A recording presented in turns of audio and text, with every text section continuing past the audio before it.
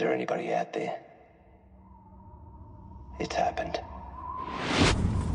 Approximate location of impact, the North Atlantic.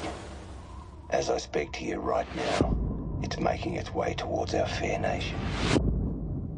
We have 12 hours, people. We're already dead. It's gonna hurt. And I don't want to feel it. I don't want to feel a thing.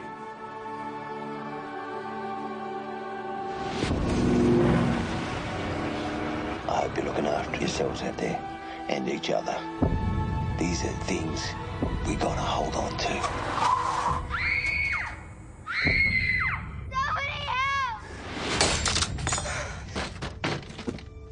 It's okay. Let's get out of here.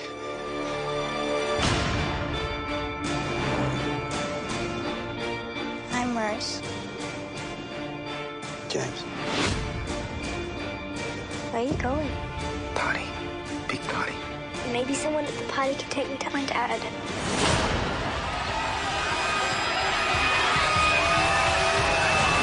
You brought a kid, James? I came here because I didn't know what to do. I'm gonna take that girl back to where she belongs. What about you? Where do you belong? Dad always said that God has a perfect plan for everyone.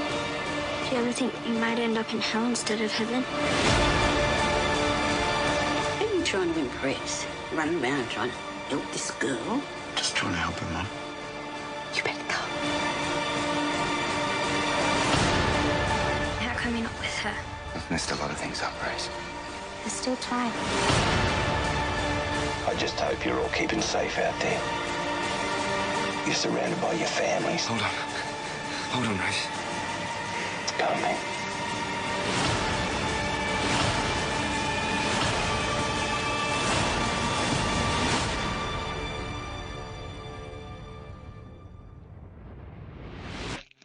Welcome to Movie the Podcast. That's right, Movie the Podcast is a very special episode of Movie the Podcast for To Be or Not To Be this week. It's just me and Alec. It's a two-man banger. Sean and TJ are off at some sort of dad suck fest, so I'm pretty sure TJ is sucking Sean's dad's dick and Sean's at work. Maybe. I think that's how it. Oh, he's just filling in for Sean since Sean. Yeah, he flew to Florida to cover him. That's a good friend. That's the kind of loyalty we try to foster here at the Molehole Corporation. That's what we're looking for. Team players. Molehole Inc. Just to come off the bench. So we're gonna. So in order to pad this show out, since otherwise it would be about 20 minutes long. Yeah. There's a movie podcast that I listen to. I just explained the premise to Gogs. It's called Films to Be Buried With, hosted by Brett Goldstein, who people might know as Roy Kent on Ted Lasso. I need to watch that show. I've heard nothing but just marvelous things about Ted Lasso. It is absolutely excellent. I love Sudeikis. He's great. Everybody's great. He's really the only actor of note. Everybody else is kind of either just people who are like famous like in the UK or up and comers. But it's a podcast that I found that podcast through the Ted Lasso Reddit feed. Somebody commented, "Oh, this guy Brett Goldstein has a podcast," and I started listening to it. I listen to it every week now as soon as the episodes come out because they're usually a lot of fun. He basically he has guests on and he asks them about their life through movies. I'm very excited to see how this goes. It's called Movies to Be Buried With, right? Films to Be Buried With. Films to Be Buried. Films. I'm gonna add that to my podcast queue and give it a listen. So we're gonna all credit goes to Brett Goldstein for the first part of this episode, but we're gonna go through and ask Gog some questions about his life through movies before we talk about the movie that we watched. Oh, which was These Final Hours, which I don't think I said initially. Oh yeah, These Final Hours, available on Tubi. Available on Tubi and Amazon Prime. Oh, is it on Prime? And Want Me Woman. There's been a lot of stuff that's been on both, so I'm wondering if there's some sort of weird crossover there. It might be on one other service like Peacock. It was wildly available. I didn't even look. Once TJ said he put it on the Plex server, I didn't even look for it. I just went right to the Plex. Right on. I guess you're going to get to pick next week because you're the only one. Yeah, I'm the only one on the show that hasn't made a pick yet. That's here presently. So the two greatest words in the English language: default. Default. Oh my goodness! All right, hey Gogs, let's learn about your life through films. Oh, boy. So the first question: what is the first film that you remember seeing? Does it matter where I saw it? Does it matter if I saw it in person or if I saw it in? I'm sorry, not in person. Like in a theater. It doesn't matter. In a theater, at home, whatever your earliest movie you can think of seeing. I want to say, and it's I'm saying this because I think it's something that I still hold a lot of affection for.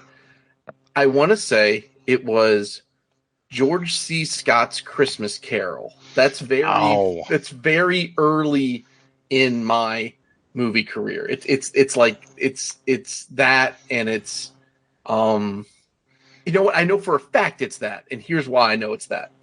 Because my parents, we weren't poor, but my parents were thrifty, and we didn't buy movies. We didn't have cable, so like when movies came on TV that they liked, we would tape them off of network TV with our VCR.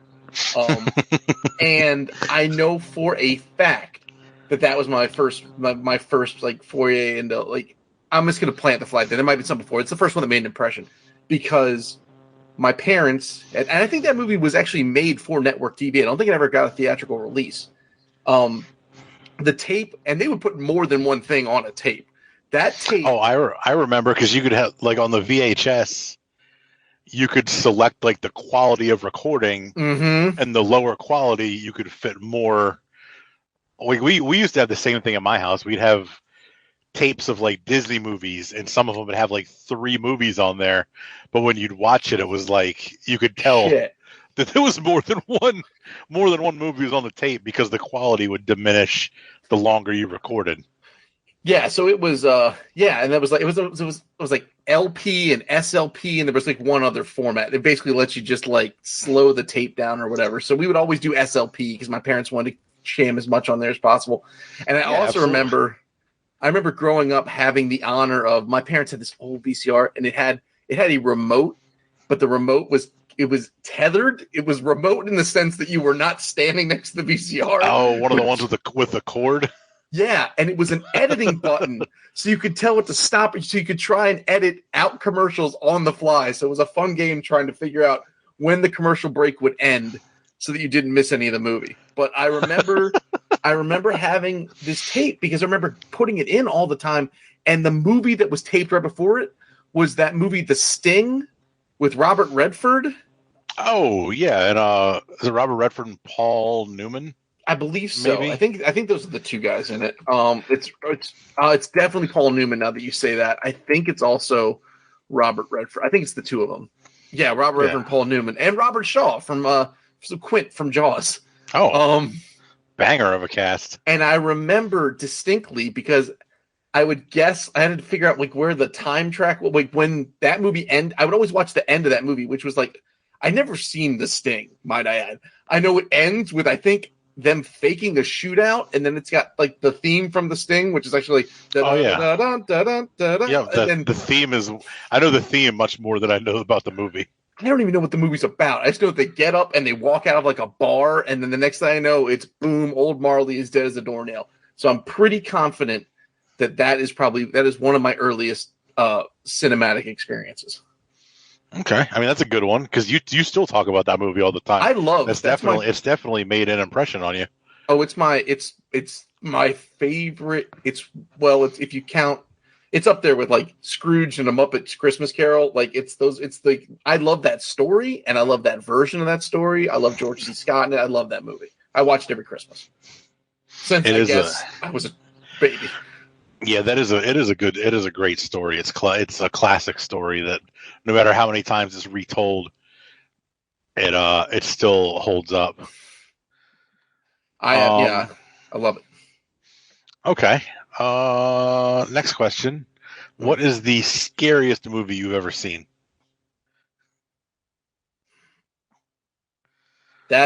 So there's been lots of various movies that were scary for various reasons. I'm going to say the first movie that genuinely freaked me out, was The Blair Witch Project. And I think it was because of the circumstances that immediately followed that. Like I was on a date to go see that movie, and we saw it, and it was freaky and scary, and it was local, and that was all cool. And then I was going to meet up with a friend of ours to go to a field party or something, and there was almost like a hostage exchange. Like she was going to leave me. She left me in the parking lot we both worked at the same grocery store in my hometown. So she left me there in that parking lot because I was like, oh, just drop me off here. My buddy's going to come by in his truck and pick me up in like 15 minutes. It's no big deal. So she left me there. I don't know why I didn't invite her to the party. I'm awful at this. And so she left me there. And there was probably a good 15 minutes of me. And this is like 11 o'clock at night of just standing by myself in a just dark, like, I don't know what time. I think it came out in like the fall. So it's cold. And it's like, I want to say that I also broke my glasses that day. So I was walking around like half blind. Like I went to a movie, like sort of with like maybe my glasses, like with like one arm missing. Like, so I was all fucked up. And then I'm just sitting there in the dark, in the quiet, and I'm all by myself thinking, okay, this is fucking terrifying now. I'm not in a good headspace for this. And then our friend showed up. I jumped in the back of his truck, and then we went and go party in the woods somewhere. That's definitely one of them. The Ring, the first time I saw The Ring really freaked me out. And the first time I saw Event Horizon, that also really freaked me out. Those were all... Oh, actually, you know what? If you want to go way back, way back, there was the first movie that really scared me as a kid was, I want to say it was called... Was it called Boogity? I want to say it was a Disney movie. And it was like...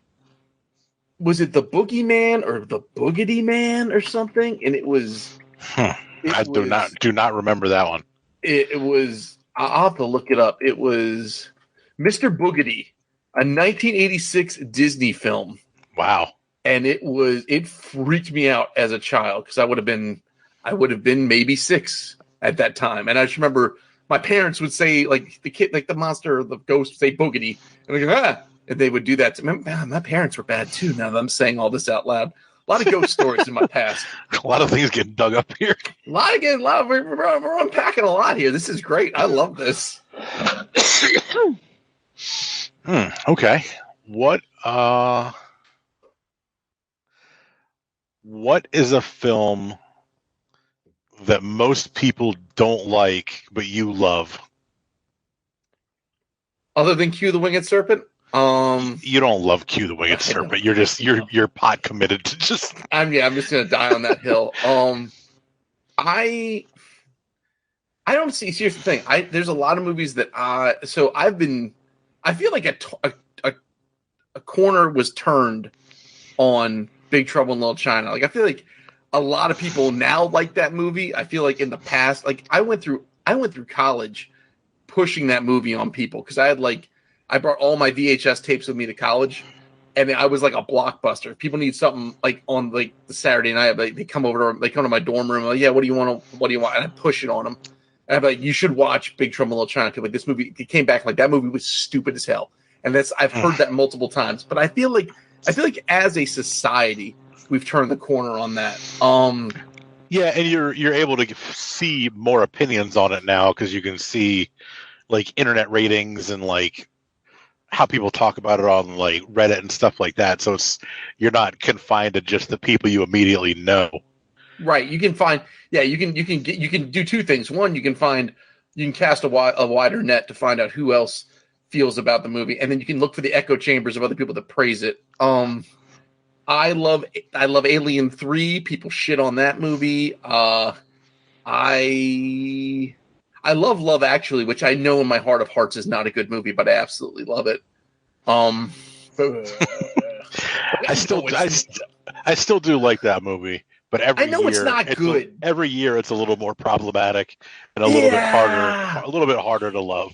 Yeah, but I'm still at the point where I enjoy it. Yeah, at some point I'll probably be like, you know what, I can't do this anymore. Yeah.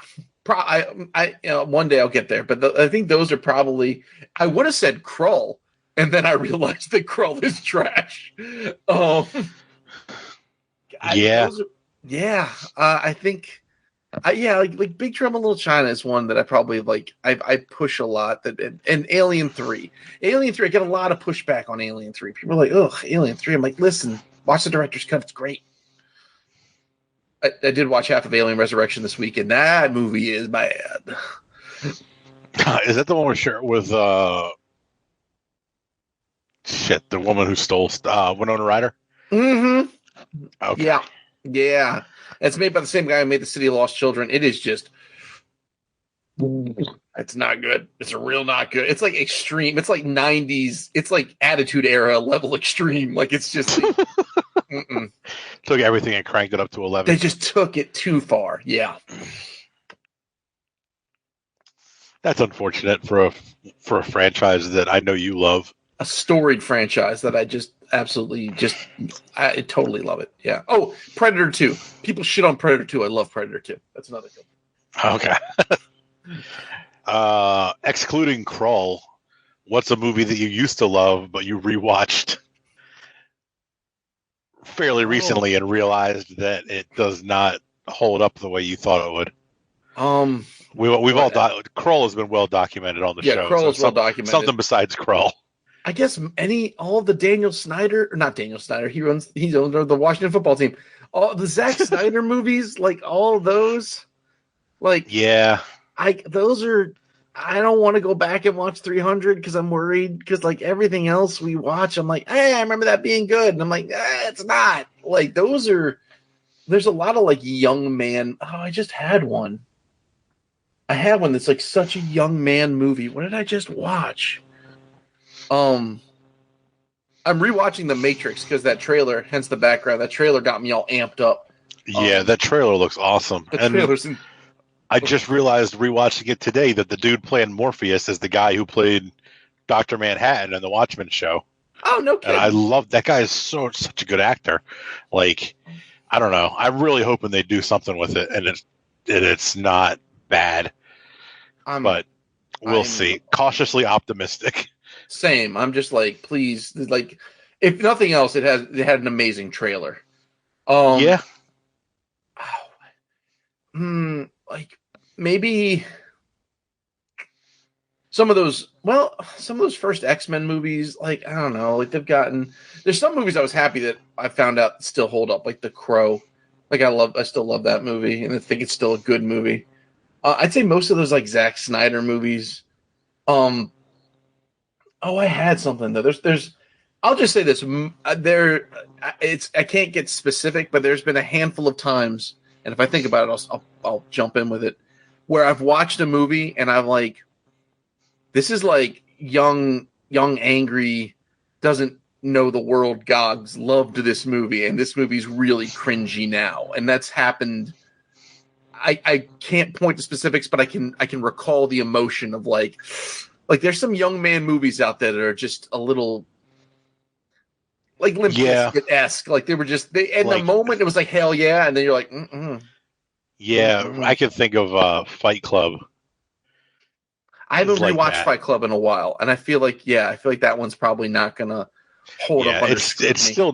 It's still not a bad movie, but it's not like the world or reality shattering epiphany that I thought it was when I saw it in the theater for the first time.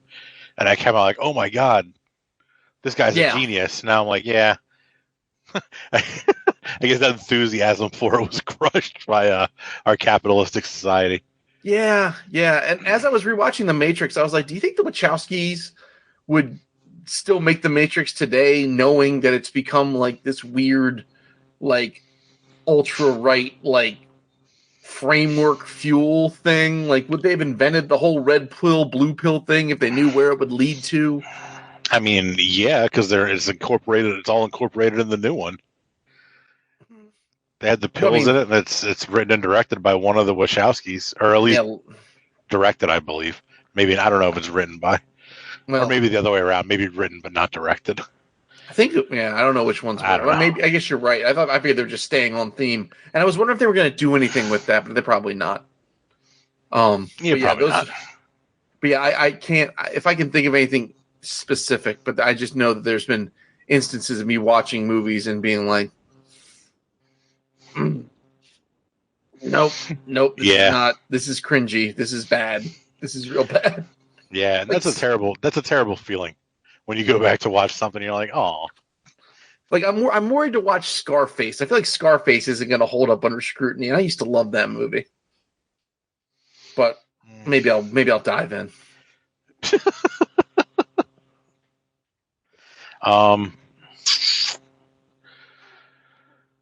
Okay, we'll do a couple more and then get out of this. What movie made you laugh the most? Oh, fuck. I want to say one of the, and I think you were there for it. It was either Kung Pao or Super Troopers, and I feel like they came out like within a month of each other, and I feel like we saw them in the theaters, and we were just like... We definitely saw Super Troopers together, and we're like falling out of our seats, because we watched that in College Park, at whatever the theater was, it was like right near your apartment. Yeah. Yeah, and, like, we were Beltway Plaza Mall or whatever. We were like on the theater floor laughing so hard. I don't know if anybody else was there with us, but we were just like, we could not contain ourselves. If there were other people in the theater, they probably were annoyed by us. Yeah, I can't like there's been, I mean, I've seen a lot of good comedies, but that is just as like just like a first gut reaction recall memory, just that sticks out. Like I just remember just like to the point where I couldn't my eyes weren't open. Like I was just cackling. It was just line after line after. It was so well done. And like it was fucking Super hilarious. Troopers definitely isn't the funny. It's not even Broken Lizard's funniest movie. No, but I probably laughed more at that than almost any other movie upon watching it for the first time. The only thing comparable I would say is probably Pop Star. Pop Star's very funny. It's a hilarious movie. The first time I saw that, like I was like just dying. I don't know. There's a lot of funny movies out there though. Yeah, but I just have such a that memory will not escape me. It's just that I just remember just being just fucking. I remember walking out like just like tears in my eyes, like just like that was. It was like cathartic. It was like we just like had like a cleansing of just like good vibes and humor. Like that movie was so much fun. We tried to chug syrup a few weeks after that. And both got violently ill. That almost put us down. Like that was a real bad idea. Yeah, in retrospect, trying to vomit up maple syrup is tough. It's so thick it just sits in your stomach. The problem is you got to get everything else out first. It's going to be the last one. It might be the last one to the party. It's going to be the last one to leave. And it was unpleasant. Yeah, that was a bad experience. That was stupid. That was really what is the worst movie you've ever seen? It is called Screwed. Is it Screwed? That was Norm Macdonald? It's one of the worst movies I've ever seen. With Norm Macdonald, Dave Chappelle, Danny DeVito, like it should on paper be. I'm just going to throw out any of the stuff we've shit on Movie the Podcast because I mean we've dove in some deep water, right? Yeah, we know Jiu-Jitsu is terrible. Yeah, we know how I feel about the Point Break remake. We don't need to retread this stuff. Let's talk about stuff we haven't talked about. Screwed is one of the only, and I think it's because I was so happy, I was so excited about it because like, oh, I love this cast. And I didn't even finish watching it. I turned it off. Like I rented it, and I was like, I got like half an hour into it. I was like, nope, boop. And I rented it on a VHS. I was just like, mm-mm. I just remember hitting stop, hitting rewind. I'm like, that's going back. That that is such a like that memory is so strong.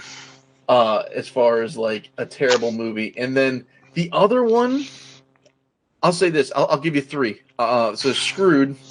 There is what was it called? Fast Food Nation, which is probably not a bad movie, but it was awful because I thought it was going to be a comedy, and it wasn't. That movie might have the worst marketing job of any movie I can think of, because it was marketed as a comedy, because it came out right after Thank You for Smoking. Yes. And they marketed it exactly like Thank You for Smoking, like it's a dark comedy about an industry that you really don't want to know about. Right, which I thought was going to be fun. I liked Thank You for Smoking. I thought that was great. Thank You for Smoking I remember it being phenomenal. But yeah, I know. I think me and TJ saw that in the theaters.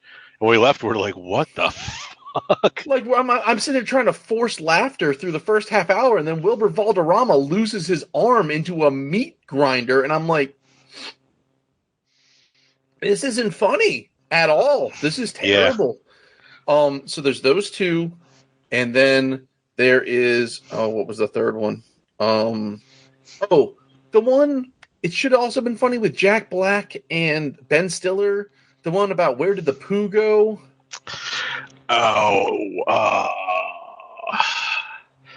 Jeez. Is it about like an infomercial type thing? They have like a spray that a spray that makes the poop go away. Is it Envy? It is Envy. You are 100%. I never saw that one. I remember like wanting. I think all three of these represent movies that I had set expectations too high when I walked in, and then what was delivered was not that. Like, Envy might be a perfectly fine movie, but it certainly wasn't what I had in my head. I was like, this should have been way funnier, and it wasn't. And I love Jack Black, and I love Ben Stiller, and I still do, but that one didn't do it for me. Yeah, I never saw that one. That's the one of those. Actually, I never saw Screwed either. So maybe Screwed is good. Maybe it might be the inverse of what I talked about before. Maybe now Gogs will be like, "Oh, this is great," and maybe young Gogs hated it. Like, it could just be that. Like, it could just be I was in the wrong headspace. Yeah, I mean, maybe. I mean, you never know. You never, like, tastes change over time, and your personality changes, and you never know. You might love them now, but I think Fast Food Nation probably is about the same. That's a known quantity. That one's Screwed was in that's 21 years ago. Jeez. Yeah. How do people, going back to the one about movies that I love that people hate, how do people in general feel about Death to Smoochie? I don't know. I remember people not liking it. I love it. I remember enjoying it. I think a lot of people didn't realize how dark it was going to be. Maybe that's another one. I remember people being like thinking it was overrated, maybe. But I enjoyed that movie. That's something I haven't revisited probably ever. I think I only watched it whenever I initially watched it, however many years ago. Yeah, I should watch that again, I guess. But I remember liking that movie, and I remember people being hot or cold on it. Okay, last one, and then we'll get into our feature presentation. Okay. Objectively, what is the best movie ever made? Oh, dear.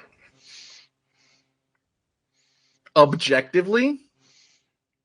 Yes. Like, it doesn't have to be your favorite movie, but of all the movies, what is the best movie? That I've seen. Fuck. The best movie ever made. I'm going to say, I'm going to have to give you three because I can't do this. And here, I'll give you rationales for all three. I'm going to say Jaws because I think it's perfect. Good one. I wouldn't trim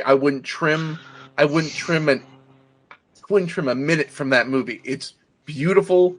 It's beautifully shot. The story it tells is amazing. The story about how the movie got made is amazing. The cast is wonderful. I love every time I watch it. It's like I'm watching it for the first time because I just find more stuff I love about it, and I find more stuff I'm interested in.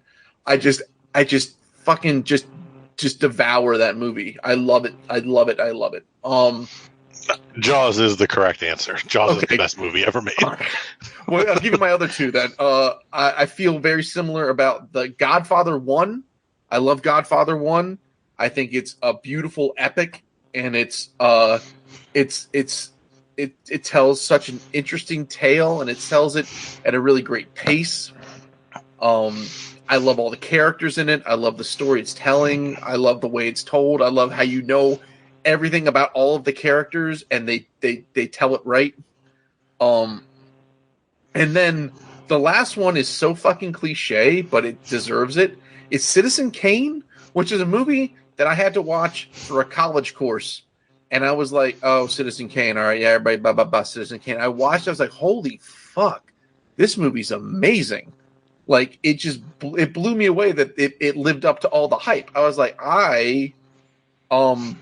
this is breathtaking. I also got exposed to a lot of the good movies in that. I got to watch Chinatown, which I never watched on my own. Like that, there was some wonderful films in that class. But yeah, I would say Citizen Kane, Godfather, Jaws, which are probably on every international film whatever's top 100 list and probably the top 10. I'm gonna throw Alien out there because I think it's great for all the same reasons Jaws is great, but it's not objectively the best movie ever. It might be one of my absolute favorites, but it's not objectively the best movie ever. So I'm gonna die on the Jaws hill, but those other ones are also just tremendous. Yeah, Jaws is excellent. Jaws is pretty much perfection. I can't. Every time I watch it, I'm just like, fuck, this movie's good. Yeah. It's been good for, when did they make Jaws? 77? 70, was it that early? Something like that, yeah. 75. I think I'm thinking of Star Wars was 77.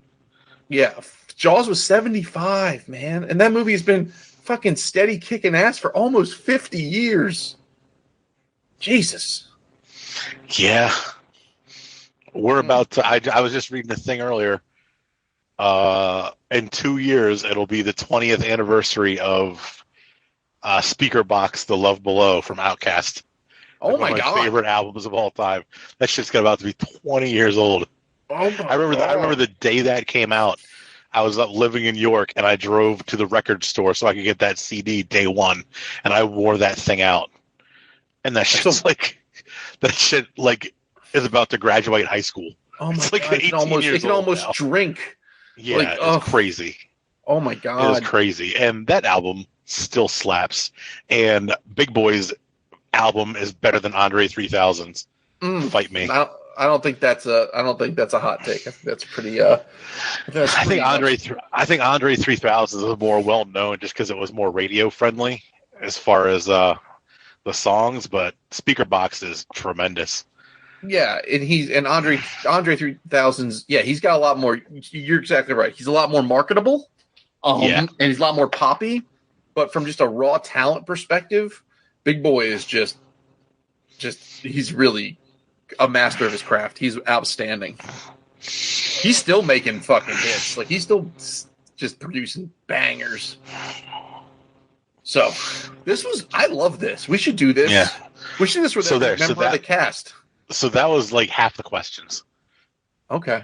I think I asked you 7, and there's seven more. We should do this. We should just make a point to do this with every one of the cast. I think this is brilliant. And I got to talk about stuff and think about stuff I hadn't thought of. This is an excellent idea, dude. We can do this periodically. Whenever somebody misses a show and we're down a person, can do this to fill up with some time. Yeah, no, I fucking love it. This is brilliant. Yeah, thank you, Brett Goldstein. Yeah, thanks, bro. And you got yourself at least one new listener, because I'm gonna go check your shit out tomorrow on my ride to work. Yeah, he's got like 180 episodes or something like that right now. So he does like one a week. He just interviews different people, like most of the people I have no clue who they are. They're like British actors and comedians, but he's done a lot of people. Like he had a episode with Edgar Wright that was fantastic. He gets some big names too, not just like middling to moderate people. I would love to hear Edgar Wright's the Edgar Wright response to these questions. The Edgar Wright one was a two-part episode. They just he couldn't stop talking, and he just like it ran into like a 2-hour episode, so he cut it in half. Oh my gosh. Yeah, there's a lot of good episodes, and even the ones that like with people I don't know. It's neat hearing people talk about like different movies that like I've never heard of, all kinds of stuff. Dude, he did one with Neil Marshall. Neil Marshall's a maniac. That was a really good episode. I'm gonna love. Oh my god. Yeah, it's a really fun show, but he like at this point he has lists that he sends people like try to not pick these because like otherwise everybody's like objectively best film would be one of like 10 movies. Yeah. So he's like try to stay away from Jaws, try to stay away from The Godfather. Yeah, that makes sense. You get different takes from other things that people think are great that you might not have thought about before. But it's a good show. Everybody should listen to it. Films to be buried with. Now back to Movie the podcast. We watched These Final Hours, a 2012 or 13 Australian movie. Mm-hmm. I loved it the first time I watched it. I didn't love it quite as much this time. I nitpicked a few little things that I didn't quite like as much, but I still enjoyed it and still think it's a good movie. So we'll run through a quick synopsis. It's not a lot happens, but also not a lot happens. Yeah, that's a good way to put it. So this guy, I think his name is James, is the main character. The story starts with him. Wake up. I think it actually starts with a voiceover before we get to him.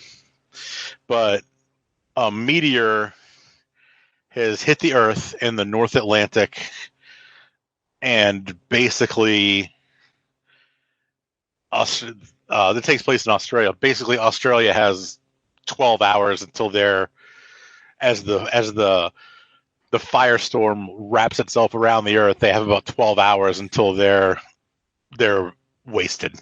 Yeah, it effectively hit the other side of the planet, and they're going to be the last one standing. Yeah, it was like literally like you dig a hole through Earth from Australia to the other side, and they hit there. Mm. He is with a lady who I'm still not entirely sure if I don't think she's his girlfriend. I think she's his side piece, but he actually loves her more than he loves his girlfriend. That is correct. She tells him she's pregnant that day, like as the apocalypse is impending. He freaks out that she told him that, and he wants to get like wasted all day because he doesn't want to face the end of the world sober, and she's begging him to stay sober and stay with her so that they could spend the last day together, sober and loving each other. He says, "Fuck that noise. I'm going to the greatest party in the history of the world," and leaves. He drives away, leaving her all by her lonesome. He gets carjacked. Effectively, yeah. Yeah, he pulls up to go through a neighborhood. The neighborhood's been gated off. They like set up a blockade with shopping carts so he can't get through. As he's sitting there, a guy basically carjacks him and steals his car and then tries to hack him to pieces with a machete. Mm-hmm. The guy chases him for a while. He finally loses him in the apocalyptic suburbia where there's nobody there anymore, apparently. After he loses the hatchet man, he sees a van pull by with two what to me, based on my knowledge of Australian film, are two stereotypical serial killer Australian looking dudes. Yeah. Who have a tiny young girl with them who they're dragging into the house kicking and screaming. James goes over, tries to take the van so he can get out to his party. The van the keys aren't in it, I believe, and he starts freaking out, and then he hears her screaming more and more, and he decides that he's going to go help her. No, the keys were in it. Were the keys in it? And he just that was his conscience just got the best of him. Yeah, he couldn't deal with it. So he sees her flip flops on the floor. Correct. And that's what sets him off over the top for whatever reason. Mm. Then he grabs a hammer and goes into the house, clocks one dude with a hammer, just one hits him out. He is done. Mm. And then the other guy, who is like a man mountain of an Australian psychopath, they get into a fight where you'd think the guy with the hammer would have an advantage, but he really doesn't, because this guy is just all beef. He finally does brain him with the hammer, and then he frees the girl. She talks about her dad. She wants to go find her dad. I think I'm getting a little lost in the order of events. Do they go to find her dad first, and he's not there? Or they go to his sister's house first? No, they go to the ice arena. The ice arena. She's not there. Yeah, they go to the last place her dad was, where he told her to hide until he got back with gasoline because he ran out of petrol. He ran out of petrol. Yep. The car is still there. He is not there. James says, "Look, I got this party to go to. Your dad will be back, I'm sure. Just hang out here. Or you can get in here and I'll drop you off at my sister's and you can stay with them and they'll take care of you while I go to this party." Yeah, she's got 3 little girls your age. You can hang out with them. Yeah. She decides to go with him. They go to his sister's. Turns out his sister and her husband killed themselves and their 3 daughters ahead of the apocalypse. Mm-hmm. In what is it's not a gruesome scene, but it's horrifying. It's up there with like the beginning of it's not as bad as the beginning of Midsummer, but it's that level of ominous where you're just like, oh no. Yeah. But you don't want to know.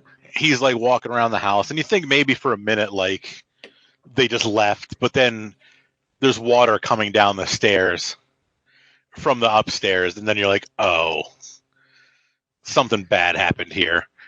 But yeah, they killed their daughters and buried them in the backyard, and then they killed themselves. And that's like that scene is really well constructed. Like they don't linger really. It's more reaction shot than it is actually what happened. So yeah, they show the bodies for like a half a second, so you know, like not to like. There's nothing ambiguous about it, but it's also not gratuitous. Where it just like hovers on them for, where I think a lot of movies would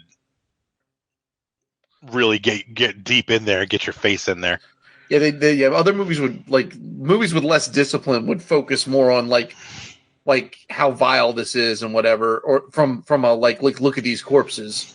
And this is more like look at his face and then his reaction when he looks out in the backyard where he told the girl to swim, and he looks up and he sees the 3 crosses in the backyard. She's swimming in the pool like 5 feet from where the 3 young girls are buried. And it's terrible. Like there's a lot of terrible stuff in this movie. After that, they leave. He says they weren't home. He takes his sister's car, which is definitely an upgrade over his, the like Subaru Forester or whatever, but it still doesn't have a full tank of gas. So there's still, I didn't mention the like gas is a problem throughout the whole movie. He only has like a limited amount of gas and gas stations aren't open. So he's kind of got to make smart decisions on where he wants to go. They don't go straight to the party. Is after this when they go to the library? They go to the library, and I think because they see a police car pull up to the library, and he's That's like, right, yeah. "Oh, I can hand her off to this policeman." And I think we also need to point out that like the whole time, kind of like the Warriors, like the DJ is always on the radio, kind of like, I don't know, holding like confession or just kind of just talking to whoever's listening, providing effectively a countdown of what parts of the planet have gone dark and how much time they've got left. Yeah. Which that was honestly, I guess it was necessary to create like a sense of impending doom, but also, I don't know, like all the extra stuff that the DJ was talking about, like all the religious stuff and things. Like, I don't know. I guess if the world was ending, there'd probably be somebody similar to that trying to repent, and I don't know. I didn't mind it. I thought it actually was probably, if someone kept their wits about them enough to stay broadcasting, that's probably exactly the sort of shit they would say.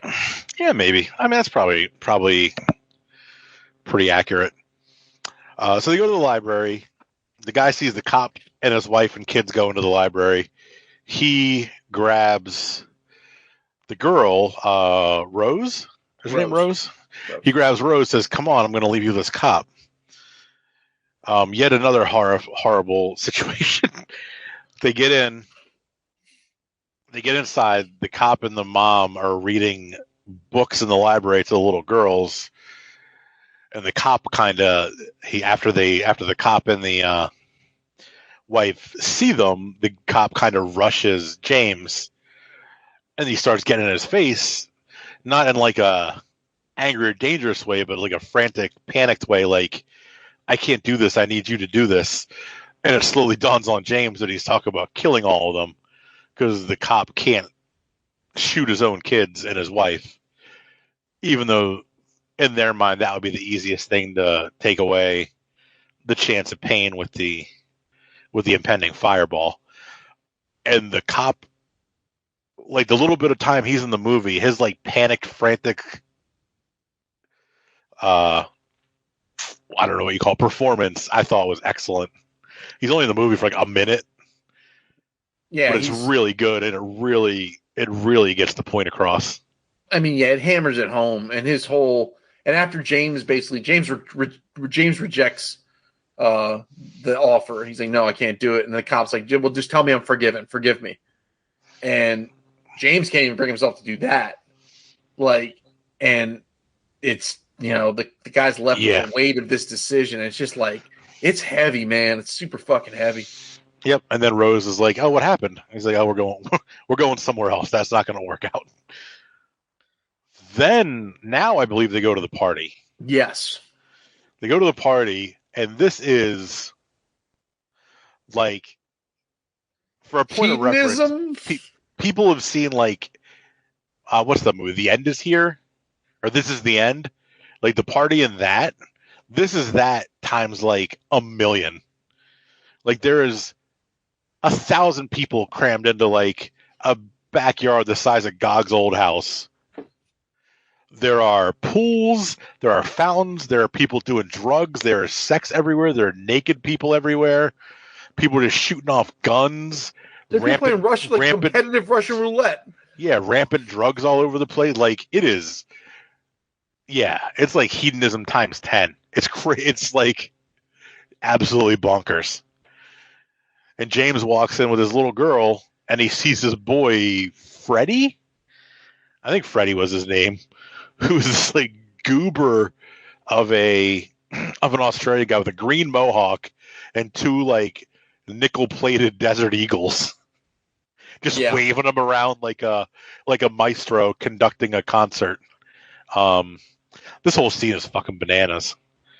Like, the guy who directed this must have been like, "I want as many tits in this movie as possible," and we're cramming them all into like 5 minutes. Yeah.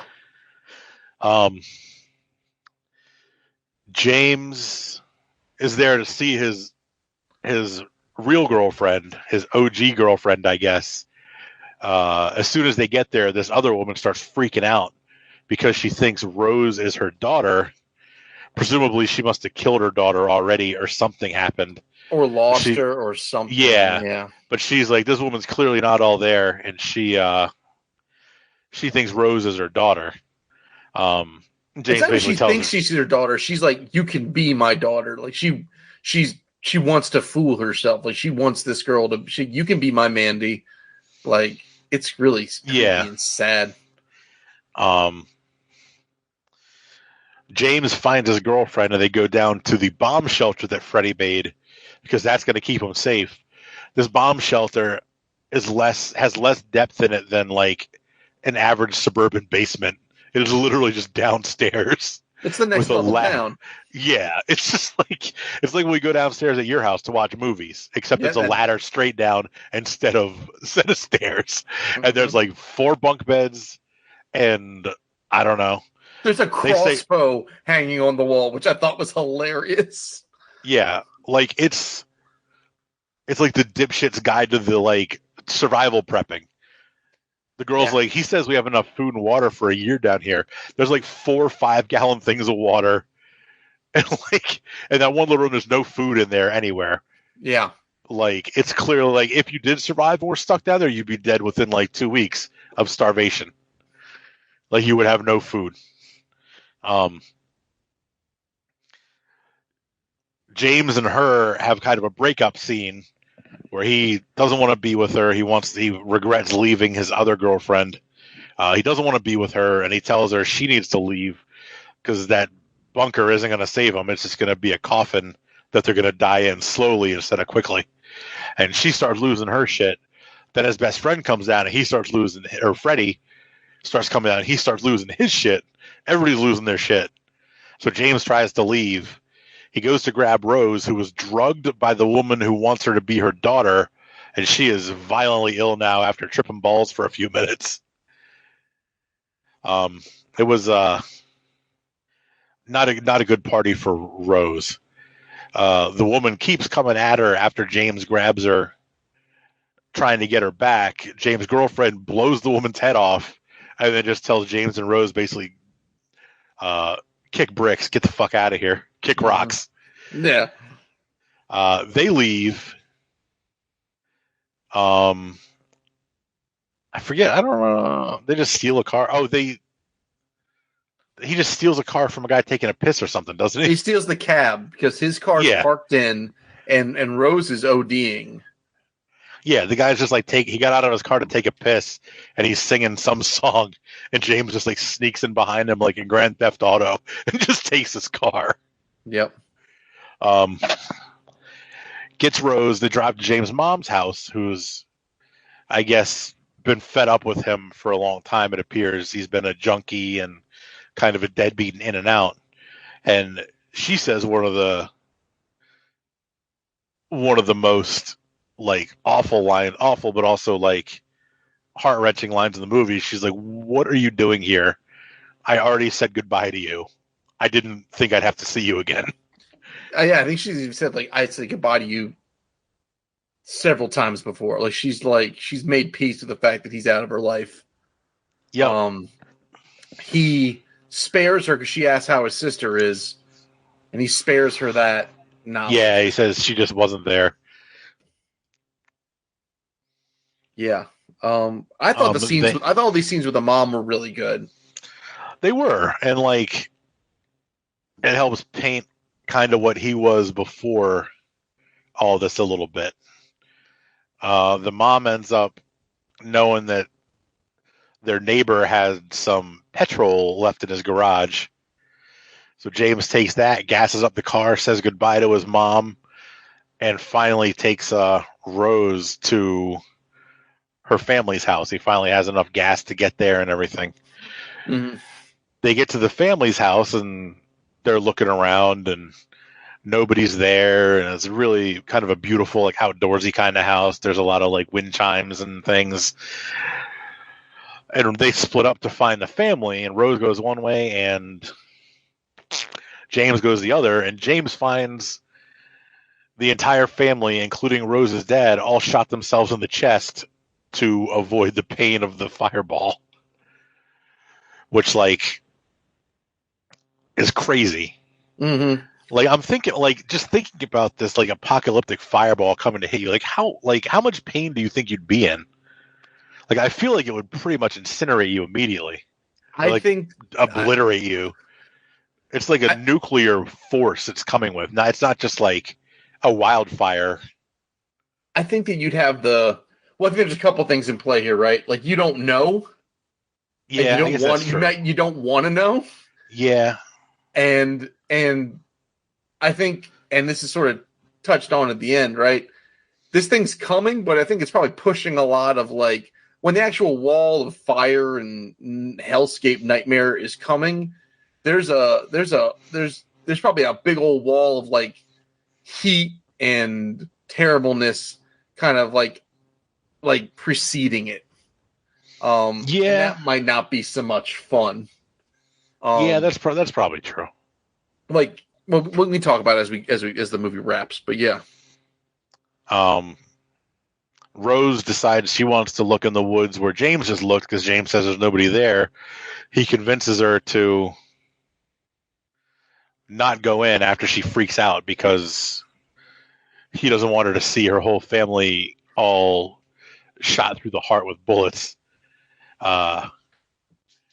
He brings the picture out and shows her the picture that her dad had of her and him and his mom, or her mom. And then I believe he carries the dad out so he can prove to her, because she doesn't believe that it's him, or she just has to see for herself. Mm-hmm. So he brings he carries the dad's body out so she can see it. He tries to get her to come with him to his girl's house, but she wants to stay with her family. So they kind of say their goodbyes at this point. This is where she leaves the movie. She says goodbye, and then she chases him down as he's driving away, just waving to him like little kids do. Well, she kind of convinced him to do it. Like, she's like, it's not too late. You can be there. So he's making his way back to, what was it called? Capricorn Beach or something like that? Yeah, like basically, and like where she's staying is like a beach house, like right on whatever coast this is going to hit first. I would imagine the East Coast. Yeah, but I guess if it's coming around the world like that, and they're going to be last, it's probably all the coasts at the same time. So I don't know. He just about gets there, and then his car explodes. Like, it doesn't just overheat; it overheats and then full on blows up on him. And I'm thinking some of that might be because of like the atmospheric changes that are happening. Oh, that might make sense. I didn't even think about that. Because there was like birds dropping out of the sky and stuff. Yeah, and he runs what seems like miles to get there, and an insane amount of heat. But he makes it. Mm-hmm. Makes it right before the fireball comes, and he makes it to the beach and sees his girl, and she starts hitting him and shoving him away. So, you left me. And finally, right in their final moments, they reconcile and say they love each other, and then the world ends. Then the world ends. And that is these final hours. Yeah. It's a lot of character growth in 12 hours. It's a lot of character growth in an hour and 26 minutes, probably an hour and 20 minutes without the credits. Mm-hmm. That I thought they did a really good job with it. Because he was never portrayed like as like the worst to begin with. So It's not like there's some major like character flaw that you have to get over. He's like just kind of a confused, lazy kind of a piece of crap. But he's not like a terrible, terrible person. Right. I mean, I think it's kind of like a heavy-handed metaphor message, but I didn't mind it. But it's basically, it's like, listen, you can.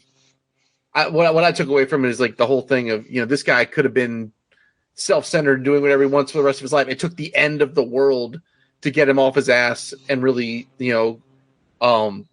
reach out for stand up for what he believes in and what he appreciates, and then maybe all of us shouldn't wait that long. But yeah, I thought I think you told me that the lead character was also in Wolf Creek, which Man, that movie's so bad. yeah, but he's good in this. I liked him in this.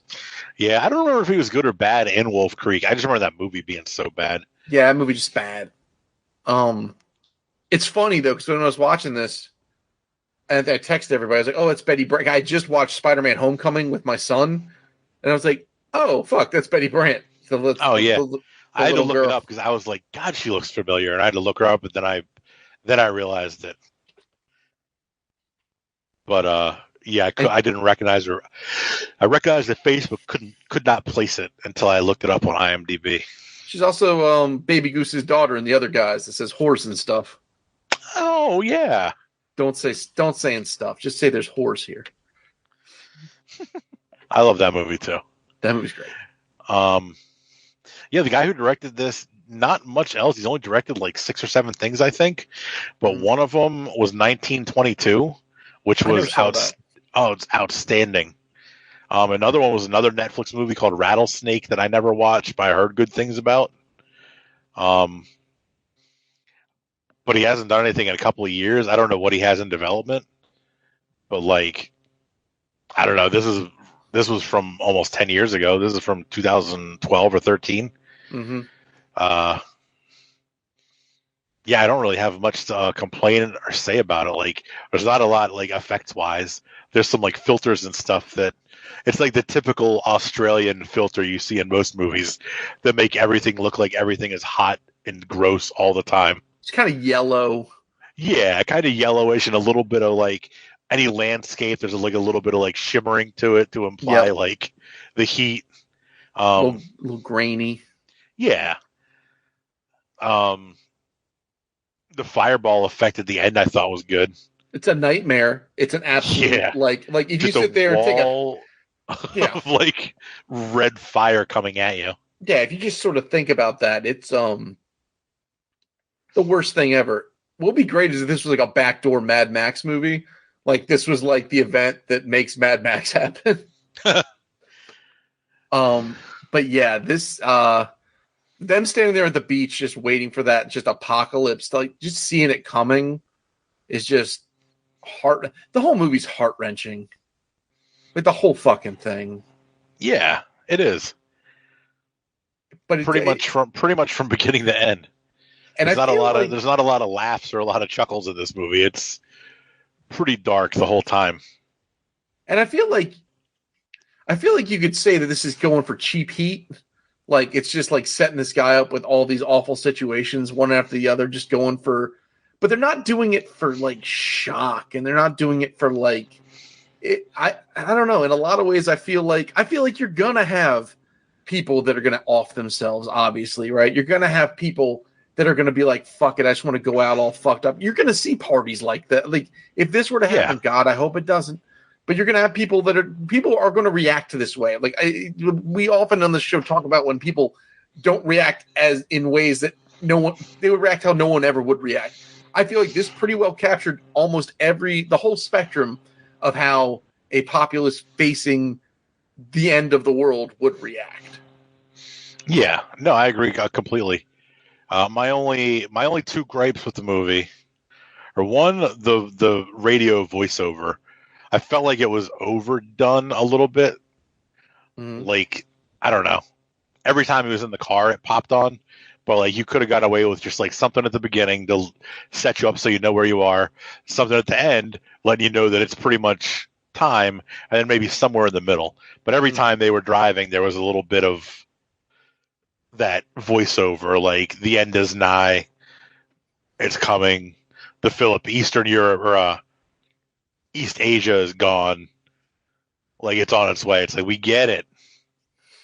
We get it. The apocalypse has come. We get it, man. Oh, my God. Change the tune.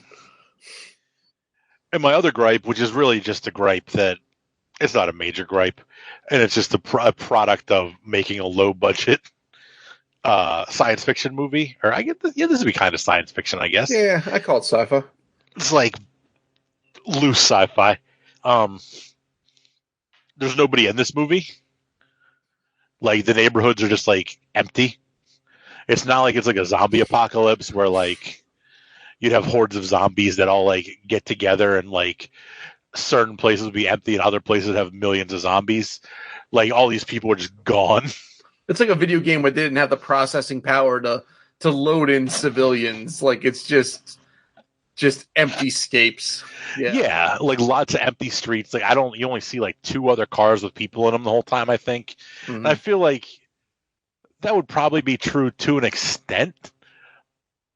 But you'd also see like a lot more people just drive around being fucking nuts.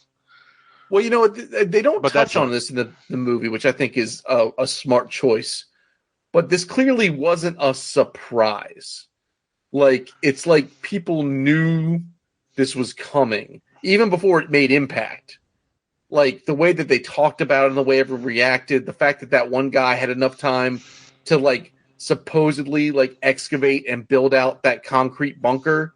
It makes you wonder how much time, and they don't tell you, which I think is, like I say, it's smart, but clearly enough time between, hey, this is going to happen, or this is likely to happen, to when it did actually happen. I mean, enough time for this guy for people to probably make a lot of choices and either run away from the coast, which maybe could explain. I'm not trying to like apologize for the movie, but like people could have ran from the coast. A lot of people could have just offed themselves. I know there was one like drive-by scene where they're going through a neighborhood and someone had taken a ladder and gone all the way up to the top of a street light. And was just that bothered me because that ladder was way too short. Yeah. Like the ladder was still like 2 feet lower than the guy's feet when he was already hanging from the thing. Mm-hmm. So unless he climbed the ladder and then shimmied his way up around the top of the light pole, that wouldn't have made sense. No. But I digress. I guess 5 knuckle shuffles. If there's nothing else, no, I mean we should get you want to bring up. No, I mean that's the whole movie cover to cover. So, all right, TJ. I don't know. 2, because I don't get it. Oh no.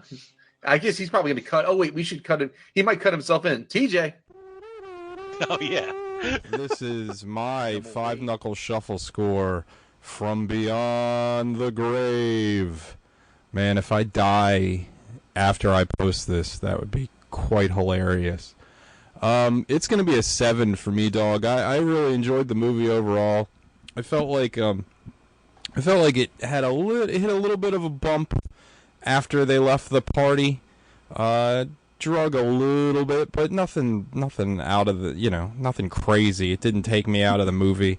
I really enjoyed the acting. I thought that the both the main actors are really good. I thought the kid especially was really good.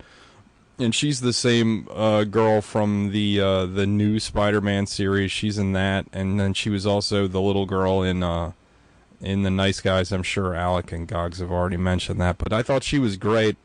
I thought that like the atmosphere and the camera work in this movie were actually really well done, which is something you can't really say about a lot of like low budget movies. That's usually the first thing out, and I think this movie kind of lives and breathes on its atmosphere, and because the plot is kind of thin, but I think it works. But overall, yeah, it's a 7 for me, dog. I enjoyed the movie. It's a real fun-filled romp that Alec put us through. There's little things that I would have changed personally. I think the ending for me, again, me personally, I think the ending would have been better if he never made it to his wife, or if she was already dead when he got there or something. I don't know. I always want to go for the most, depressing ending possible. But yeah, I also really like the DJ throughout the movie. I thought that was like a good way to cut through a lot of scenes that otherwise would have just been silent. I thought it was pretty smart. And my cat's freaking out. But anyway, yeah, good movie. 7. See you later. Oh wow, what a nuanced take. That was really good. I appreciate that. Good talk. TJ's clip. Okay. Gogs. I'm going to give this. I'm going to give this an 8. 8, maybe cresting into 9 territory, but I'm going to go with 8. It's really good. I was engaged the entire time. I think we've kind of come to realize that if you're watching a movie and you're not looking at your phone the whole time, then it's doing something. I wanted to know what was going to happen next. Or there was a lot of I don't know if I need to watch this movie again. But I feel like this is a movie that's going to stick to your ribs. Like it's like a Requiem for a Dream. Maybe not that, but like this movie brings a lot of heavy emotion. There's a lot of just like dread, but in the same at the end of the day, there's kind of like a nice, like you're kind of happy for this guy to just go out with with genuine emotion. Like you kind of like it's a shame that he doesn't get to keep going with it because it seems like it's something he's rejected his whole life. But the fact that he gets to experience it and share it at the very end is something, and it doesn't feel cheap. It's transformative. The guys, I don't know. I thought it wasn't like Miracle Mile is a very similar story, and that movie just brought me to tears. That movie's transcendent. This isn't that, but this is very good. And and for the budget and for the cast and everyone, it's powerful. It's a very powerful film, and I enjoyed watching it. So I'm going to give it an 8. Al. Yeah, I think I'm going to do the same thing. I'm also going to give it an 8. It's a very good movie. I watched it a few years ago and still think about it periodically. I forgot the title until the poster popped up on Tubi, and I realized this is what I was gonna pick. But yeah, it's very good. It's like everybody in it acts. It's very well acted. It's a good story. Like it crams a ton into an hour and 26 minutes, and it engages you the entire time. Like it holds your attention, like you said, like for where we are a bunch of the time. If I don't look at my phone during a movie, that's like a miracle half the time now. Yeah, the movie's done its job. Yeah. But yeah, it's excellent. It's not perfect. It's not like the best thing I've ever seen, but I really do enjoy it. Like you said, it's probably something I don't need to revisit too often.